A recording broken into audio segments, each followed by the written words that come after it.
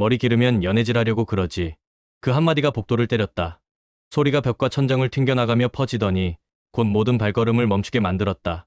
창문 틈새로 바닷바람이 아주 약하게 스며들었지만 그 바람마저도 숨을 죽인 듯 조용했다. 대대장의 입가에는 비웃음이 걸려 있었다. 손에는 은색 바리깡이 들려 있었다. 스위치를 올리자 윙 하는 낮고 굵은 소리가 이어졌다. 그 소리는 금속이 갈리는 소리 같았고 누군가의 마음을 얇게 깎아내리는 소리 같았다. 줄지어 서 있던 병사들이 동시에 등을 고추 세웠다. 누구 하나 큼지막한 기침조차 하지 못했다. 모두가 알고 있었다. 지금 이 순간을 잘못 기억하면 누군가의 하루가 아니라 인생이 어긋날 수 있다는 것을. 신임 소위 윤아리는 그대로 서 있었다. 어깨끈이 스치는 감촉이 어색했다. 임관 후 처음 받은 정식 보직, 첫 주간 점검, 첫 소개 인사. 첫날의 설렘이 아직 가시지 않았는데 그 설렘 위로 모래가 한 줌씩 쏟아지는 느낌이었다. 대대장은 그녀의 머리맡까지 다가왔다. 눈빛은 싸늘했고 말끝은 칼날 같았다. 여자는 군기가 느슨해지고 단정한 머리는 자꾸 거울을 보게 만든다는 둥 말도 안 되는 소리가 이어졌다. 하리는 숨을 고르고 또 골랐다. 오른손 검지와 중지가 아주 조금 떨렸다. 알아차린 순간 손을 가만히 붙들어 두었다. 흔들림을 들키면 늘 더 크게 밀려오는 법이라는 걸 짧은 훈련과 긴 세상이 오래전에 가르쳐 준 적이 있었다. 첫 가닥이 잘려나갔다. 머리카락 하나가 바닥에 닿는 소리는 들리지 않았지만 떨어지는 궤적은 눈에 훤했다. 까만 선이 공기 속에서 부러졌다가 회색 바닥 위에 가볍게 내려앉았다. 이어 두 번째, 세 번째, 빗물처럼 줄줄이 떨어졌다. 앞줄에 서 있던 이병 하나가 모자를 더 깊게 눌렀었다. 귀끝이 벌겋게 달아오른 상병은 눈을 감았다가 떴다. 대대장 뒤쪽에 서 있던 중위는 한 걸음 앞으로 나섰다가 바리깡 소리가 커지자 다시 제자리로 물러났다. 행정보급관은 입술을 깨물며 양손을 뒤로 돌렸다. 평소라면 짧은 농담 하나, 손짓 하나로 분위기를 바꿔보려 했을 것이다. 하지만 오늘은 아니었다. 모두가 눈치를 봤다. 모두가 귀를 닫았다. 그 침묵이 모래주머니처럼 복도를 눌렀다. 칼날이 이마에서 뒤통수로 길을 냈다. 짧아진 머리끝이 목덜미에 달라붙었다. 간지러운 듯 따가운 그 감촉이 올라왔지만 하리는 손을 들지 않았다. 들면 지는 거였다. 들면 여기 모인 모두에게 자신의 약한 기색을 내보이는 거였다. 마음속에서는 다른 소리가 차오르고 있었다. 왜라는 물음이 먼저였다. 왜 여자는, 왜 신임은, 왜 오늘은. 곧바로 수치가 고개를 들었다. 얼굴이 뜨거워졌다. 그 다음에는 화가 밀려왔다. 말로 툭 던지면 끝날 수 있는 화가 아니었다. 쉽게 터뜨리면 그 순간에만 시원하고 다음 날부터 더 깊은 곳을 도려내는 종류의 화였다. 하리는 그걸 잘 알았다. 그래서 불을 깼다. 숨을 두 번 내쉬고 한 번 들이쉬었다. 이건 견디는 싸움이라고, 오늘은 삼키는 싸움이라고 속으로 또박또박 적어 내려갔다. 대대장은 더 크게 웃었다. 여자는 본래 감정이 앞서니 머리부터 잡아야 한다고. 부대의 명예를 위해서라고 말은 늘 그런 식으로 포장되었다. 말끝마다 명예와 전통을 들먹였지만 그가 방금 깎아낸 건 명예도 전통도 아닌 누군가의 마음이었다. 아무도 박수를 치지 않았다. 아무도 맞장구를 치지 않았다. 대신 복도 한가운데에 묵직한 기류가 생겼다. 병사들은 눈을 맞추지 않으려 애썼고 장교들은 발끝만 바라보았다. 몇 자리 건너편 물걸레가 대걸레통에 젖어 있었다. 누군가 청소를 하다 말고 서둘러 치워둔 모양이었다. 그 물 표면의 형광등 불빛이 조그맣게 떨고 있었다. 하리는 그 떨림을 흘끗 봤다. 마음 한가운데에 같은 떨림이 지나갔다. 흔들려도 넘어지지는 말자. 흔들린다고 해서 부러지는 건 아니다. 지금은 숨을 모으고 기록하자. 눈으로, 귀로, 몸으로. 한 장면 한 장면을 정확히. 칼날이 멈췄다. 바닥에는 잘린 머리카락이 둥기처럼 뭉쳐 있었다. 걸레로 문지르면 쉽게 사라질 얼룩이 아니었다. 이 기숙사와 복도와 오늘 이 시간에 묻어버릴 수 없는 흔적이었다. 대대장은 바리깡을 털며 말했다. 이제야 군인답다. 앞으로 장난칠 생각을 버리라고. 말끝에서 비웃음이 섞여 나왔다. 하리는 대답 대신 눈을 들었다. 고개를 높이 치켜든 것도 아니고 도전적으로 노려본 것도 아니었다. 그저 똑바로 바라보았다. 지나치게 낮추지도 쓸데없이 올리지도 않은 시선. 그 잠깐의 눈맞춤에 대대장은 어깨를 으쓱했다. 알아듣지 못하는 사람이라는 듯 돌아서며 주변을 훑었다. 그가 등만 돌리자 막혀있던 숨들이 복도 안쪽에서 천천히 풀렸다. 누군가는 아주 작게 기침을 했다. 누군가는 군화를 한 번 더 붙여섰다. 세상이 다시 움직이기 시작했다. 하리는 제자리에 선 채로 숨을 고르다가 한 박자 늦게 발을 뗐다. 군화가 바닥을 누를 때마다 바스락 소리가 아주 작게 따라왔다. 잘린 머리카락이 발끝에 채여 옆으로 쓸렸다. 그 소리는 경고처럼 들렸다. 가볍지만 또렷한 경고. 복도 끝에는 붉은 깃발이 걸려 있었다. 바람이 없어 조금도 흔들리지 않았지만 천 깊숙이 숨겨둔 결 흔들이 빛에 따라 미세하게 살아났다. 하리는 깃발을 바라보다가 창밖을 보았다. 먼 바다 위로 작은 파문이 넓게 퍼지고 있었다. 누군가 돌을 던진 것도 아닌데 쭉쭉 원이 겹쳐나갔다. 오늘의 이 장면도 그렇게 번져나갈 거라고 누구에게도 말하지 않았지만 그녀는 믿었다. 지금은 혼자 선 것 같아도 이 침묵은 오래가지 않을 것이다. 침묵은 오래 버티지 못한다. 특히 누군가의 존엄을 깎아 만든 침묵이라면 더욱. 첫 계단에서 둘째 계단까지 내려가는 동안 하리는 조용히 마음속 목록을 만들었다. 오늘 들은 말의 순서, 칼날이 지나간 길, 옆에서 섰다 물러난 사람들의 위치, 누가 얼굴을 돌렸고 누가 눈을 감았는지. 정지 화면처럼 한 컷 한 컷이 또렷해졌다. 마음속에 작은 서랍을 하나 열어 정리하듯 숫자와 장면을 차곡차곡 넣었다. 복도 끝에서 행정보급관이 잠깐 고개를 숙였다. 미안함인지 격려인지 분간하기 어려운 표정이었다. 하리는 그에게 고개를 아주 살짝 끄덕였다. 잘 지냈냐는 인사도 괜찮냐는 위로도 서로 꺼내지 않았다. 말이 필요한 순간과 말이 방해되는 순간이 따로 있다는 걸 두 사람 모두 알고 있었다. 멀리서 교보가 울렸다. 누군가 달려가며 군화 뒤축으로 바닥을 두 번 쳤다. 일상의 소리들이 하나둘 돌아왔다. 하리는 오른손으로 짧아진 머리끝을 살짝 눌러보았다. 낯설었다. 하지만 낯설미 곧 약함은 아니었다. 머리 길이와 품위는 다르다.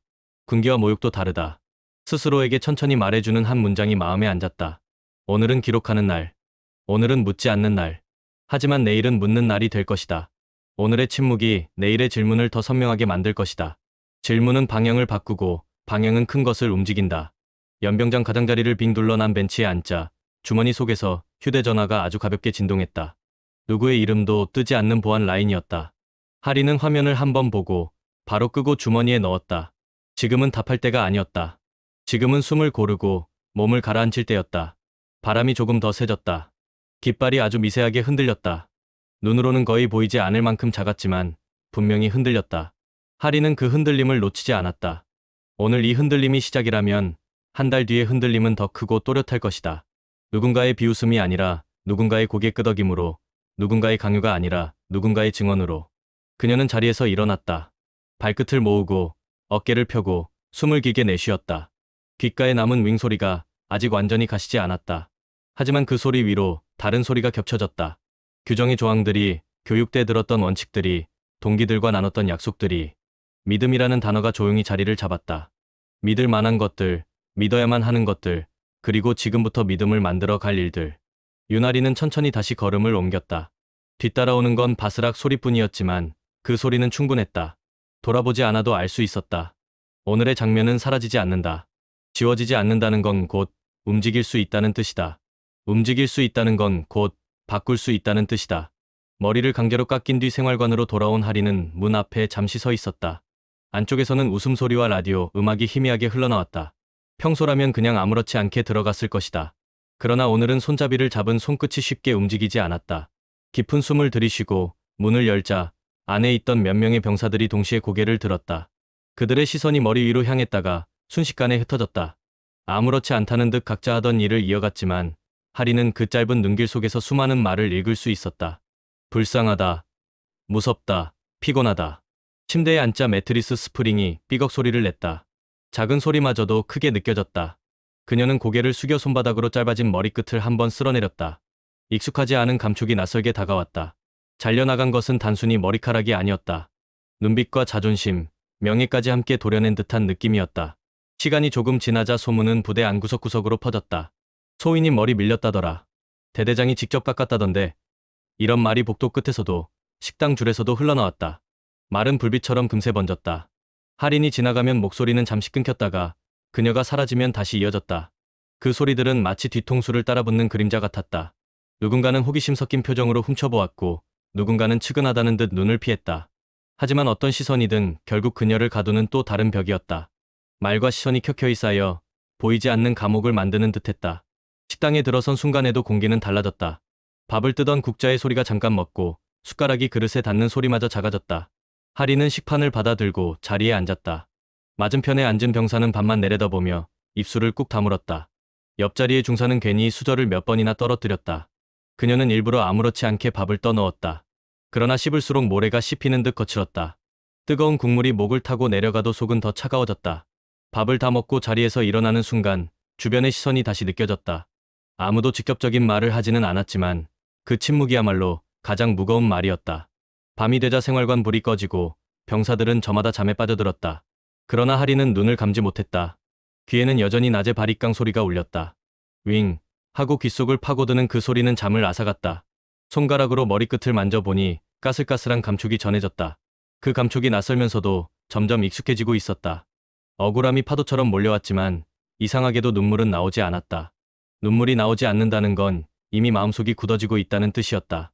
울지 못하는 단단함은 때로는 눈물보다 더 깊은 결심이 되기도 했다. 그녀는 잠시 가족을 떠올렸다. 전화를 걸어 사실을 말하면 위로라도 받을 수 있을까 싶었다. 그러나 곧 아버지의 얼굴이 떠올랐다. 은퇴했지만 여전히 군 안팎에서 전설처럼 회자되는 인물. 많은 이들이 존경과 두려움을 동시에 품고 있는 이름. 만약 이 일을 아버지가 알게 된다면 대대장은 하루아침에 무너질 것이다. 그러나 그것은 그녀가 원하는 방식이 아니었다. 아버지의 권위에 기대어 문제를 해결한다면 그녀 스스로는 아무것도 남지 않는다. 그것은 새로운 굴욕일 뿐이었다. 하리는 결국 전화기를 다시 내려놓았다. 스스로 이겨내야 한다고, 자신의 힘으로 되갚아야 한다고 마음을 고쳐먹었다. 며칠이 지나자 상황은 더 뚜렷해졌다. 어디를 가든 속삭임이 따라붙었다. 누군가는 불쌍하다고 했고 누군가는 괜히 잘난 척하다 당했다고도 했다. 말은 제각각이었지만 모두 그녀의 명예를 더럽히는 손길이었다. 그녀의 일상은 무너진 듯 보였지만 사실은 새로운 기둥이 세워지고 있었다. 침묵 속에서, 외로움 속에서 결심이 더 단단해지고 있었다. 오늘은 버티는 날이었다. 그러나 언젠가는 말할 날이 온다. 언젠가는 이 침묵을 깰 날이 온다. 하리는 이 생각을 품고 눈을 감았다. 바리깡 소리는 여전히 귓가에서 맴돌았지만 그 소리 위로 다른 울림이 겹쳐졌다. 약속과 다짐, 그리고 곧 시작될 싸움의 발자국 소리였다. 사건이 벌어진 지 일주일이 지났다. 유나리는 그동안 아무렇지 않은 얼굴을 하려 했었다. 그러나 억지로 꾸민 표정은 오래가지 못했다. 생활관, 식당, 복도 어디를 가든 그녀를 향한 속삭임이 따라붙었다.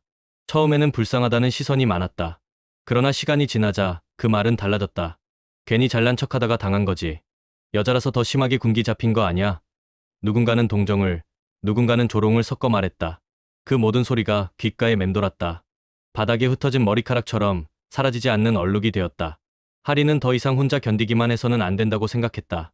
그래서 조용히 도움을 청하기로 했다. 먼저 찾아간 곳은 인사과였다. 문을 열자 행정병이 놀란 얼굴로 그녀를 쳐다봤다.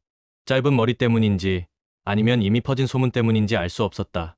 담당 장교는 마지못해 서류를 뒤적이며 말했다. 그런 일은 공식적으로 문제 제기하기 어렵습니다. 지휘관 재량으로 군기를 지도한 거라면 절차상 하자가 있다고 보긴 힘들어요. 말은 길었지만 요지는 단순했다. 아무것도 할 수 없다는 것이었다. 책상 위에 펜이 허공을 긋듯 움직였지만 서연의 억울함은 종이에 담기지 못했다. 다음으로 그녀는 군종병을 통해 법무실에 접촉하려 했다. 그러나 돌아온 답은 더 차가웠다. 사건이 정식 보고로 올라오지 않으면 개입할 수 없습니다. 목소리는 형식적이었고 얼굴에는 무표정이 얹혀 있었다. 마치 이미 수백 번 들어온 민원을 반복해서 처리하는 것처럼 보였다. 하리는 더 말하고 싶었지만 입술이 굳어버렸다. 말이 벽에 부딪혀 산산조각 나는 느낌이었다. 결국 법무실 문을 나설 때 그녀의 발걸음은 더 무거워졌다. 그날 밤 그녀는 자신이 벼랑 끝에 서 있다는 걸 느꼈다. 도망칠 수도, 울 수도, 아무에게도 기대지도 못하는 벼랑 끝. 그곳에서 홀로 버티는 심정은 말로 다 할 수 없었다. 며칠 뒤 하리는 용기를 내어 중대장을 찾아갔다. 그에게는 최소한의 기대가 있었다. 그러나 중대장은 서류를 덮으며 고개를 저었다. 소위, 지금은 가만히 있는 게 좋겠네. 괜히 문제 키우면 자네만 더 힘들어져. 알지 않나? 조직은 그런 걸 싫어해. 목소리에는 미안함이 묻어 있었지만 동시에 두려움도 있었다. 결국 그는 자신을 지키는 쪽을 택한 것이다. 하리는 자리에서 일어나며 짧게 대답했다. 알겠습니다. 목소리는 차분했지만 그 안에 담긴 허무함은 깊었다. 연이어 시도한 모든 길이 막혔다. 행정도, 법무도, 상급자도 그 누구도 손을 내밀어주지 않았다. 부대라는 벽은 더 단단했고 그 벽은 점점 높아졌다. 하리는 매일 복도를 걸을 때마다 그 벽을 느꼈다. 사람들의 눈빛은 말 대신이었다. 누군가는 피했고 누군가는 외면했다. 심지어 가까운 동기마저도 그녀와 눈을 마주치지 않았다. 동료였던 이들이 멀어지는 감각은 머리카락이 잘려나갈 때보다 더 아팠다.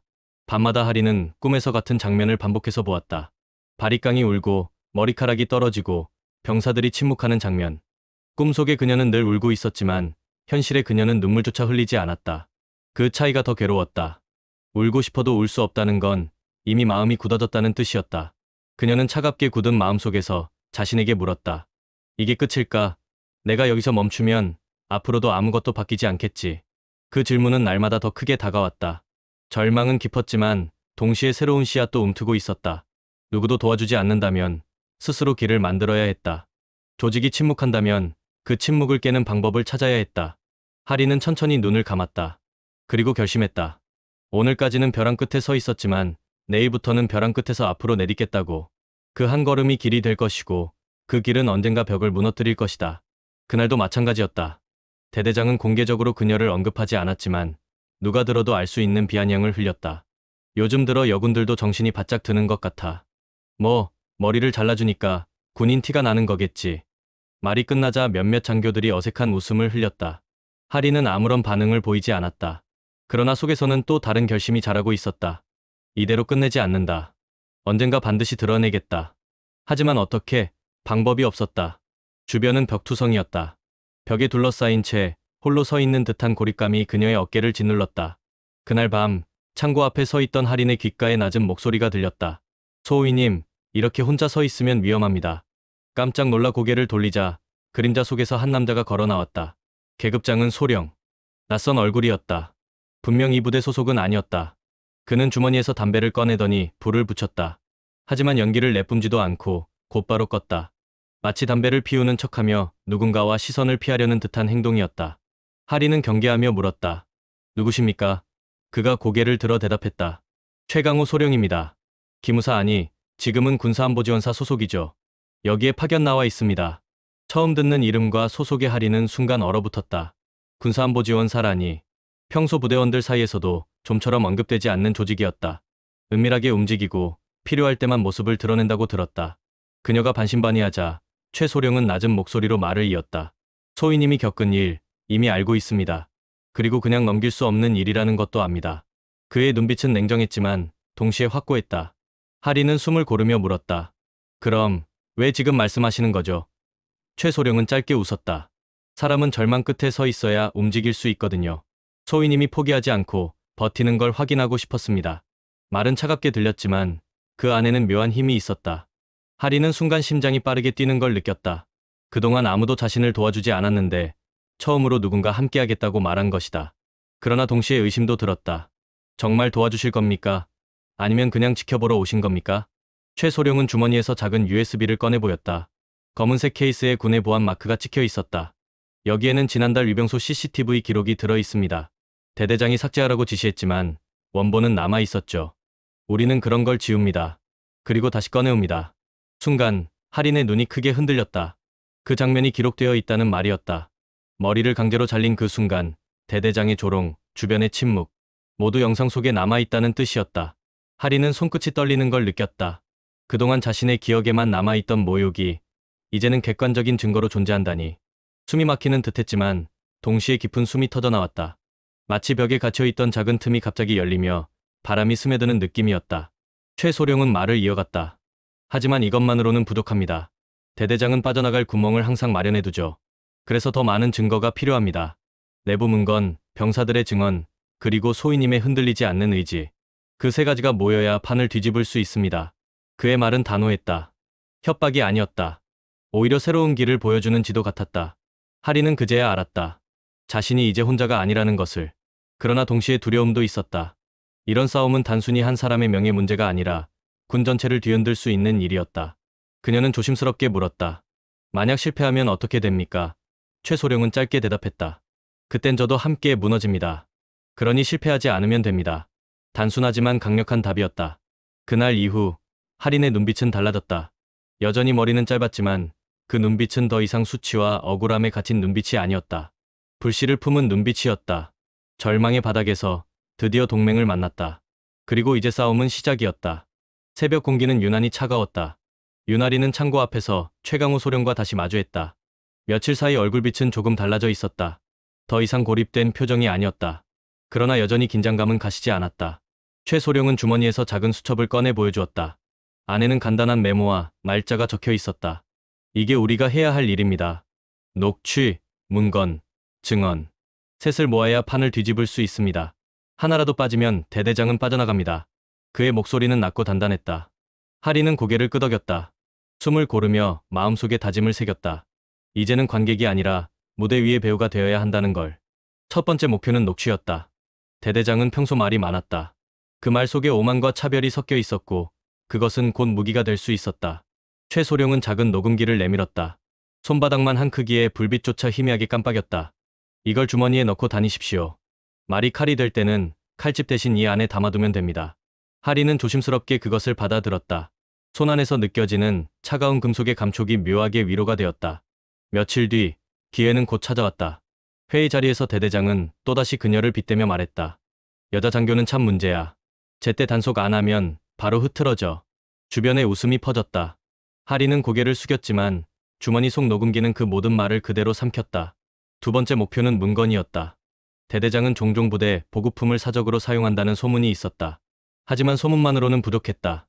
증거가 필요했다. 최소룡은 하린에게 말했다. 행정실 서류 보관함을 확인해야 합니다. 대대장이 직접 결제한 문건 중에 이상한 게 있을 겁니다. 어느 날 밤, 하린은 행정실에 들어갔다.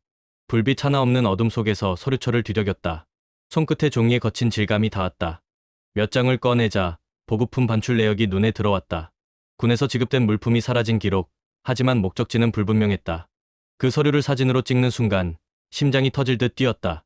발소리 하나만 들려도 들킬 수 있는 상황. 그러나 그날 밤은 무사히 지나갔다. 사진 속 문건은 그녀의 손안에 남았다. 세 번째 목표는 증언이었다. 가장 어려운 일이었다. 병사들이나 장교들이 대대장에게 불만이 있어도 앞에서는 누구도 말하지 않았다. 두려움 때문이었다. 하리는 그 마음을 누구보다 잘 이해했다. 자신도 같은 두려움 속에 있었으니까. 그러나 누군가는 용기를 내야 했다. 며칠 후 생활관 앞에서 마주친 한 병사가 조심스럽게 다가왔다. 그날 삭발 사건을 옆에서 지켜봤던 이병이었다. 그는 목소리를 낮추며 말했다. 소위님, 사실 그날 다 찍혔습니다. 제 휴대폰에요. 우연히 켜져 있던 카메라에. 순간 하린의 눈이 커졌다. 병사의 손에는 오래된 휴대폰이 쥐어져 있었다. 화면 속에는 대대장이 비웃으며 바리깡을 들고 있는 모습이 그대로 담겨 있었다. 그 영상은 예상치 못한 선물이자 동시에 위험한 불씨였다. 만약 들키면 병사 역시 큰 처벌을 받을 수 있었다. 하린은 잠시 망설였다. 그러나 최소룡이 다가와 차분히 말했다. 이건 중요한 증거입니다. 하지만 병사를 지켜야 합니다. 신원을 감춰서 제출할 방법을 찾겠습니다. 그의 말은 병사의 두려움을 가라앉혔다. 결국 영상은 그녀의 손에 전달되었다. 이제 모든 퍼즐이 하나씩 맞춰지고 있었다. 녹취, 문건, 영상. 세 가지 무기가 모였다. 하리는 매일 밤 불안과 싸워야 했다. 증거를 숨기는 일은 목숨을 거는 일과 같았다. 그러나 그 불안 속에서도 희망이 자랐다. 이제는 혼자가 아니었다. 최소룡이 옆에 있었고 몇몇 용기 있는 이들이 동참하고 있었다. 그녀는 점점 두려움보다 결심이 크다는 걸 느꼈다. 절망의 바닥에서 만난 동맹과 함께 이제 본격적인 싸움이 시작되려 하고 있었다. 새벽이 밝아올 무렵 하리는 생활관 창가에 서 있었다. 멀리 연병장 깃발이 바람에 흔들리고 있었다. 깃발이 펄럭일 때마다 그녀의 가슴도 뛰었다. 오늘은 여전히 힘든 하루가 될 것이다. 그러나 이제는 다르다. 손 안에 쥔 증거가 있었고 그 증거를 함께 지킬 동맹이 있었다. 바람은 차가웠지만 마음속에는 불이 붙어 있었다. 이제는 기다릴 필요가 없었다. 앞으로 나아가야 했다. 새벽은 고요했지만 윤아린의 가슴은 쉴 새 없이 뛰고 있었다. 책상 위에는 하얀 봉투가 놓여 있었다. 군 내부에서 공식적으로 사건을 제기하는 첫 문서, 내용 증명이었다. 봉투 겉면에는 군 법무실 주소와 대대 지휘부 명칭이 적혀 있었다. 그 단단한 활자들이 그녀를 지켜보고 있는 듯했다. 손끝으로 봉투를 쓸어내리자 종이의 질감이 전해졌다. 거칠지만 단단했다. 바로 오늘 이 종이가 대대장에게 처음으로 칼이 되는 순간이었다. 최강호 소령이 고개를 끄덕이며 말했다. 이제 시작입니다. 후퇴는 없습니다. 그 말은 다짐이자 경고였다. 하리는 깊게 숨을 들이쉬었다. 오늘은 침묵이 끝나는 날이었다. 첫 번째 행동은 문건 전달이었다. 오전 회의가 열리기 전 법무실을 통해 공식 접수된 내용 증명은 이미 대대장 책상 위로 올라갔다. 하리는 복도 끝에서 그 광경을 지켜보고 있었다. 대대장은 봉투를 열어보자마자 얼굴빛이 변했다. 눈가가 실룩거렸고 입술이 얇게 오므려졌다. 옆에 있던 참모가 눈치를 살피며 시선을 피했다. 방 안 공기는 곧 폭풍우가 몰아칠 것처럼 무거워졌다. 그러나 하리는 멀리서도 눈을 피하지 않았다. 그 얼굴의 일그러짐은 그동안 짓밟힌 자신의 명예가 조금씩 되돌아오고 있다는 증거였다. 점심 무렵 대대장은 결국 하린을 호출했다. 집무실 문을 닫자마자 그의 목소리가 터져나왔다. 소위, 감히 나를 고발해.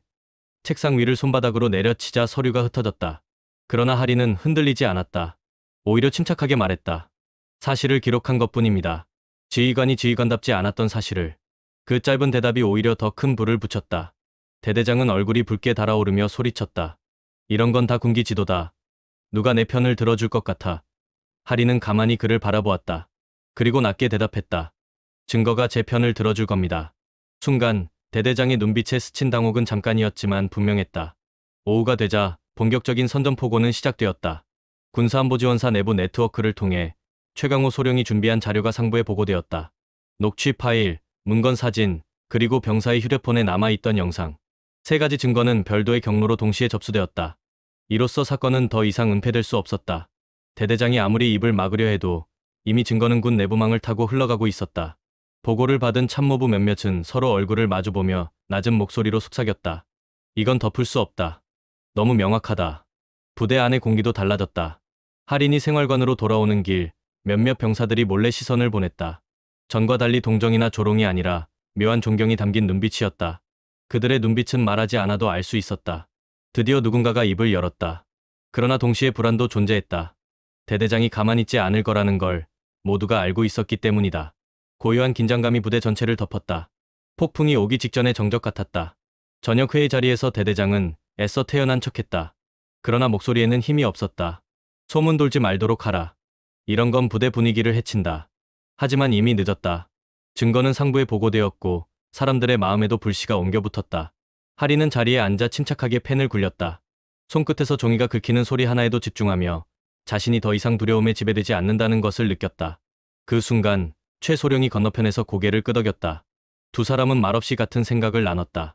이제 싸움은 공적인 전장이 되었다는 것. 밤이 깊어질 무렵 하리는 생활관 창문을 열었다.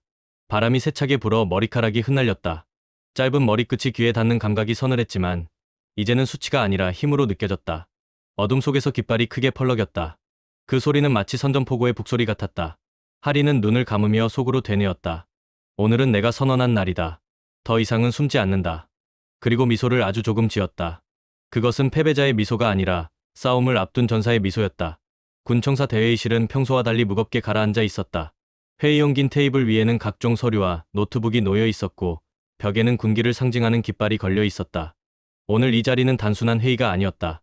합동조사위원회가 구성되어 대대장의 행위에 대한 공식 조사가 열리는 날이었다.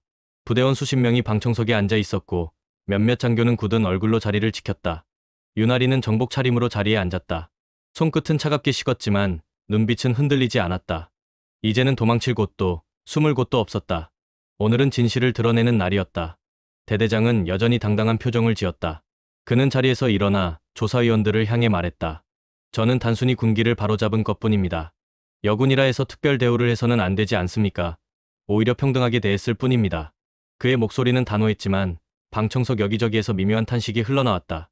말은 번듯했지만 그 말에 담긴 오만과 왜곡을 모두가 느낄 수 있었다. 위원장은 고개를 끄덕이며 차분히 대답했다. 그렇다면 지금부터 제시될 자료에 대해서는 어떻게 설명하시겠습니까? 최강호 소령이 자리에서 일어나 USB를 꽂았다. 화면이 켜지자 정적이 흘렀다.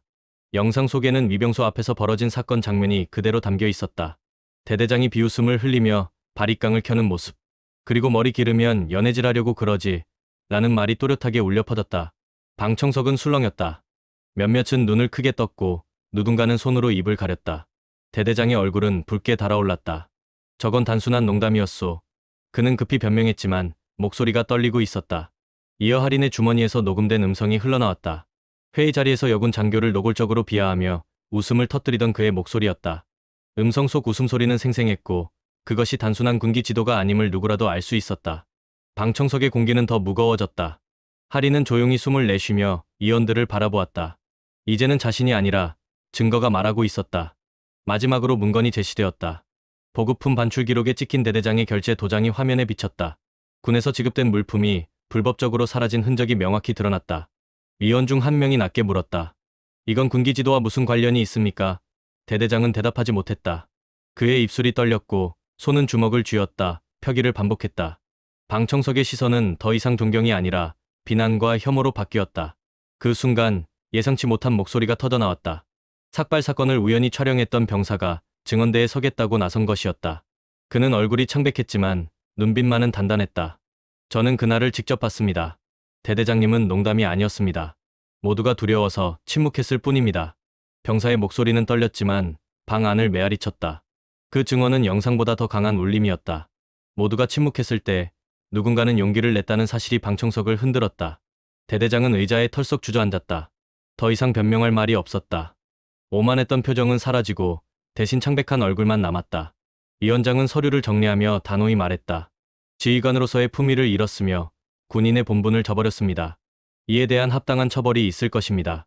그 목소리는 판결처럼 울려 퍼졌다. 순간 방 안은 숨소리마저 사라졌다. 오직 진실만이 자리를 지배했다. 하리는 의자에 앉아 눈을 감았다. 머리 위에 얹힌 짧은 머리카락이 흔들렸지만 그 흔들림은 더 이상 수치가 아니었다. 그것은 승리의 떨림이었다. 오늘 이 자리에서 그녀는 단순히 개인의 명예를 되찾은 것이 아니었다. 침묵 속에 묻혀있던 진실이 빛을 본 것이다. 아직 끝은 아니었다. 그러나 대대장은 이미 무너졌다. 그리고 군대는 다시는 예전처럼 돌아갈 수 없었다. 조사 결과가 발표된 지 며칠 뒤 국방부 청사대강당에는 수십 명의 장교와 기자들이 모였다. 무대 중앙에는 커다란 국기가 걸려 있었고 좌측에는 합참의장이 자리했다. 군복 위에 빛나는 세 개의 별이 무겁게 빛났다. 합참의장은 단상에 서서 마이크를 잡았다. 그의 목소리는 낮지만 힘이 있었다. 오늘 우리는 군 내부에서 발생한 부끄러운 사건에 대해 말씀드리고자 합니다. 지휘관의 권위를 사적인 오만으로 남용한 행위가 있었고 그로 인해 한 장교의 명예와 인격이 심각하게 훼손되었습니다. 군은 이 사실을 무겁게 받아들입니다. 강당 안은 숨조차 크게 쉬기 어려울 만큼 고요했다. 그 고요 속에서 하리는 조용히 눈을 감았다. 합참의장은 말을 이었다. 저는 피해자인 윤아린 소희에게 군을 대표해 진심으로 사과합니다. 그의 시선이 객석의 하린을 향했다. 모든 시선이 동시에 그녀에게 쏠렸다. 하린은 자리에서 천천히 일어났다. 짧아진 머리카락이 조명에 빛났다. 한때 수치의 흔적이었던 그것은 이제 명예의 상징처럼 보였다. 합참의장은 고개를 숙였다. 군 최고 지휘관의 사과는 단순한 형식이 아니었다.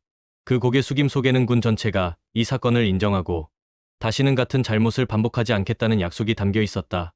순간 강당 곳곳에서 묘한 전율이 퍼졌다. 기자들이 연이어 셔터를 눌렀다. 플래시 불빛이 쏟아졌지만 하리는 눈을 피하지 않았다. 오히려 그 불빛을 정면으로 마주했다. 이제는 숨길 것이 없었기 때문이다. 사건 초반, 그녀는 침묵 속에서 홀로 견뎠다.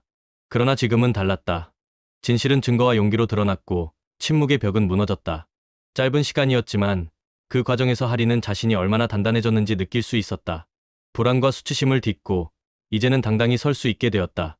합참의장은 단상에서 물러나며 마지막으로 말했다. 이번 사건을 계기로 군은 여군 인권 보호와 지휘관 책임 강화를 위한 제도를 마련하겠습니다. 다시는 같은 일이 반복되지 않도록 최선을 다하겠습니다. 그 말은 약속이자 선언이었다. 하리는 속으로 되뇌었다. 이제 군은 예전으로 돌아갈 수 없다. 그녀의 머리 위에서 조명이 더 밝게 빛났다. 그것은 더 이상 신문실의 형광등이 아니었다. 개혁과 희망의 빛이었다. 행사가 끝난 뒤 기자들 사이에서 누군가 물었다. 소희님, 마지막으로 하고 싶은 말씀이 있으십니까? 마이크가 그녀 앞으로 다가왔다. 하리는 잠시 숨을 고른 뒤 차분히 대답했다. 저는 울지 않았습니다. 울면 무너진다고 믿었기 때문입니다. 하지만 이제는 압니다. 울지 않는 것도 필요하지만 목소리를 내는 건 더 중요하다는 것을. 저는 오늘 그걸 증명했습니다. 그리고 앞으로도 군 안에서 목소리를 내야 할 사람들이 있다면 그들의 편에 서겠습니다. 짧은 대답이었지만 강당은 조용히 술렁였다. 그것은 박수보다 더 큰 울림이었다. 뒤편에서 최강호 소령이 그녀를 바라보고 있었다. 그는 여전히 무뚝뚝한 얼굴이었지만 눈빛만은 따뜻했다. 두 사람은 말없이 고개를 끄덕였다. 그동안의 은밀한 추적과 싸움이 결실을 맺은 순간이었다. 최 소령은 작게 중얼거렸다. 끝난 게 아닙니다. 이제 시작이죠. 하리는 그 말에 고개를 끄덕였다. 맞는 말이었다. 개인의 싸움은 끝났지만 구조와 문화의 싸움은 이제 막 시작된 것이다. 강당 밖으로 나오자 늦은 오후의 햇살이 쏟아졌다. 따뜻한 빛이 짧은 머리카락을 감쌌다. 바람은 시원했고 하늘은 높았다. 그녀는 발걸음을 멈추고 잠시 하늘을 올려다보았다. 모든 굴욕과 고통이 흘러가듯 멀어졌다. 대신 가슴 속에는 묘한 평온이 자리했다. 오늘로써 그녀는 피해자가 아니라 목소리를 낸 당사자가 되었다. 그리고 그 목소리는 앞으로 더 많은 사람을 움직이게 될 것이다. 윤아리는 다시 걸음을 옮겼다. 뒤를 돌아보지 않았다. 이제는 앞으로만 가면 되었다. 어깨에는 무거운 짐이 아닌 가벼운 바람이 실려 있었다. 그녀는 속으로 짧게 말했다. 오늘의 굴욕은 끝났다. 내일은 새로운 시작이다. 그리고 미소를 지었다. 그것은 오랜 침묵을 끝낸 사람만이 지을 수 있는 단단한 미소였다.